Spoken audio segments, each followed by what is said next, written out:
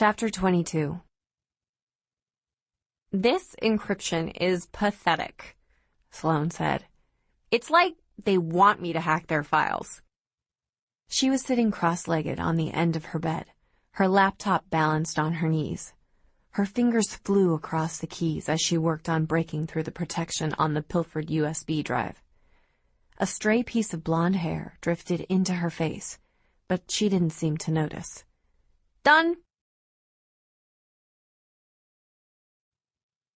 Sloane turned the laptop around so the two of us could see it. 7 files, she said. The smile fell from her face. 7 victims. Locke's lecture on victimology came flooding back to me. Was that why my mentor had been carrying around a digital copy of these files? Had she been attempting to get inside the victims' heads? "What if this is important?" I asked, unable to push back a stab of guilt. What if Locke and Briggs need this information for their case? I'd come to the program to help, not to get in the way of the FBI's efforts. "Cassie," Michael said, taking a seat against the foot of the bed and stretching his legs out in front of him. "Is Briggs the type to keep backups?" Agent Briggs was the type to keep backups of his backups. He and Locke had been gone for 3 days. If they'd needed this drive, they would have come back for it. "Should I print out the files?" Sloane asked. Michael looked at me and raised an eyebrow. "Your call, Colorado." I should have said no. I should have told Sloane that the case Locke and Briggs were working on was none of our business. But I'd come here to help, and Locke had said that she and Briggs had hit a brick wall. "Print it." A second later, the printer on Sloane's desk started spitting out pages. After 50 or so sheets, it stopped. Michael leaned over and grabbed the pages. He separated them by case and helped himself to 3 case files before handing the others to Sloane and me. All 7 were homicides, 4 in D.C. in the past 2 weeks, and another 3 cases, all within the past year, from other jurisdictions. First D.C. victim disappeared from the street she was working 10 days ago and showed up the next morning with her face half carved off. Michael looked up from leafing through the file. "This one's dated 3 days later," I said. "Facial mutilation, numerous superficial cuts to the rest of the body. She died of blood loss." "This would take time," Sloane said, her face pale. "Hours, not minutes. And according to the autopsy reports, the tissue damage is severe." "He's playing with them." Michael finished with his second file and started in on the third. "He takes them, he cuts them, he watches them suffer, and then he cuts off their faces." "Don't say he," I corrected absent-mindedly. "Say I or you." Michael and Sloane both stared at me, and I realized the obvious. Their lessons were very different from mine. "I mean, say unsub," I told them. "Unknown subject." "I can think of some better names for this guy," Michael murmured, looking through the last case file in his hands. "Who has the file for the last victim?" "I do."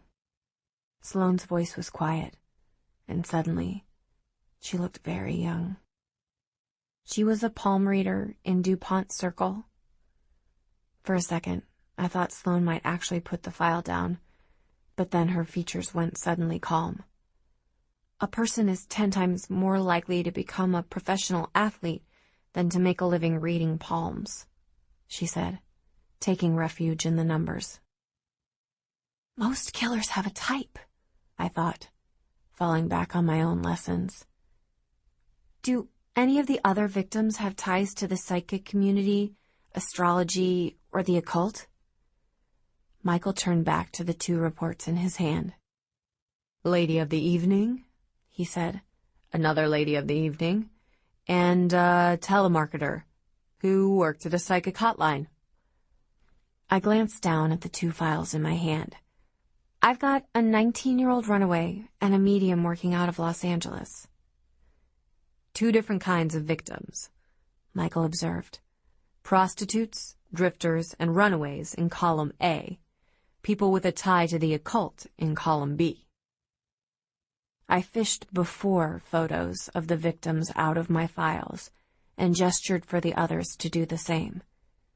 You picked them for a reason, I thought, looking at the women one by one. You cut their faces, slice your knife down through skin and tissue until you hit the bone. This is personal. They're all young, I said, studying them and searching for commonalities. Between 18 and 35. Those 3 have red hair. Michael separated out the victims with no ties to the psychic community. The palm reader had red hair too, Sloane interjected. I was staring directly at the palm reader's before picture. The palm reader was a blonde. No, Sloane said slowly. She was a natural blonde, but when they found her, she looked like this. Sloane slid a second gruesome picture toward us. True to Sloane's words, the corpse's hair was a deep, unmistakable red. A recent dye job, I thought. So did she dye her hair? Or did you? 2 classes of victims, Michael said again, lining the redheads up in one column and the psychics in another, with the palm reader from DuPont's circle between the 2. You think we're looking for 2 different killers? No, I said. We're only looking for one killer. My companions could make observations. Sloane could generate relevant statistics. If there'd been witness testimony, Michael could have told us who was exhibiting signs of guilt. But here, now, looking at the pictures, this was my domain.